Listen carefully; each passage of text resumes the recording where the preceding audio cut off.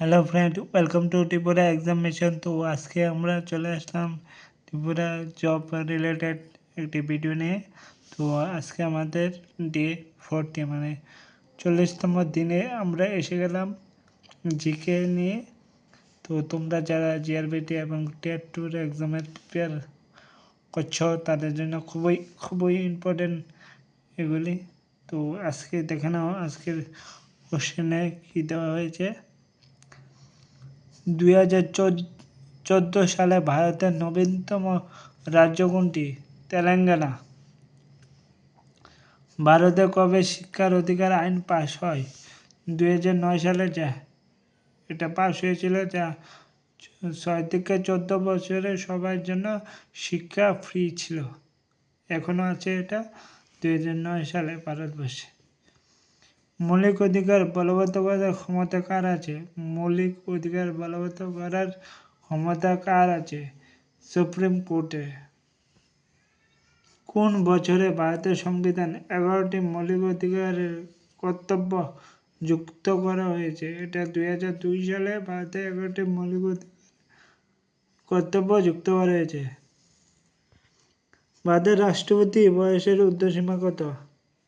ভারতের রাষ্ট্রপতি বয়সের কোনো ঊর্ধ্বসীমা নেই। ঠিক আছে, 35 বছর থেকে আনলিমিটেড যতদিন বেঁচে থাকা যায়।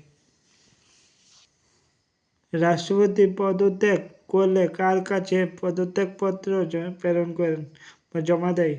উপরাষ্ট্রপতি। মানে রাষ্ট্রপতি পদত্যাগ করলে উপরাষ্ট্রপতির কাছে মনোনয়ন পদত্যাগপত্র জমা দিতে হয়।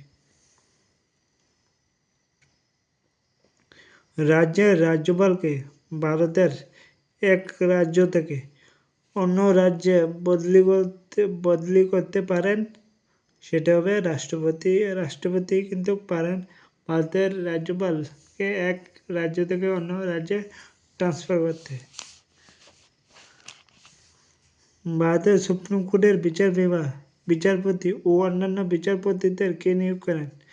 ভারতের সুপ্রিম কোর্টের বিচারপতি ও অন্যান্য বিচারপতিদের কে নিয়োগ করেন? সেটা হবে রাষ্ট্রপতি। ভারতের প্রথম নাগরিক কে? ভারতের প্রথম নাগরিক ছিলেন ভারতের প্রথম জনগণমনের প্রথম নাগরিক কে থাকে? সেটা রাষ্ট্রপতি প্রথম ব্যক্তি। ভারতের সংবিধানের প্রধান কে? ভারতের সংবিধানের প্রধান রাষ্ট্রপতি। আর যদি হেড অফ দ্য ইন্ডিয়া, ভারতের প্রধান হয়েছে পিএম প্রধানমন্ত্রী, আর সংবিধানের প্রধান হয়েছে রাষ্ট্রপতি। ঠিক আছে, দুইটা দুই রকম। তো এই ছিল আজকের জিকে ক্লাসটি। তো ক্লাসটি কেমন হয়েছে সবাই জানায় কমেন্ট করে, আর এগুলি লিখে রাখো পরীক্ষার জন্য। খুবই ইম্পর্টেন্ট একটি কোশ্চেন, যেগুলি পরীক্ষায় আসবে।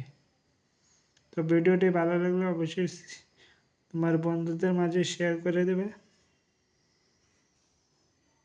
Thank you.